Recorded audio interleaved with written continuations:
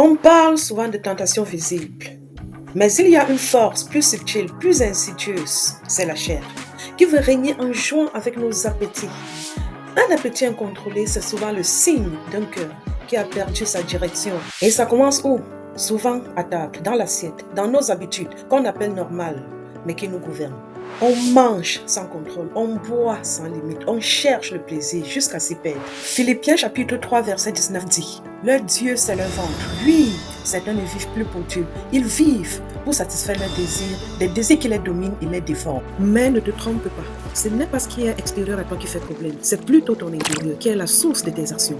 Ce qui déshonore Dieu n'est pas ce qui vient de l'extérieur. C'est lorsque tu laisses ta vie être gouvernée par tes pulsions plutôt que par l'esprit. Le problème est donc l'absence de maîtrise, l'absence de lumière, l'absence de Dieu au centre. Mais j'aimerais que tu saches qu'il y a une réponse, une vraie. Et elle commence là, quand tu t'arrêtes pour dire: Seigneur, me voici. Seigneur, je refuse que mes pulsions deviennent mon maître. Je choisis de marcher par ton esprit. Conduis-moi, affranchis-moi, remplis-moi. Tu vois, la vraie liberté, ce n'est pas de consommer ce qu'on veut, ce n'est pas de faire ce qu'on désire, mais c'est d'être conduit par celui qui donne la vie, c'est-à-dire Jésus-Christ.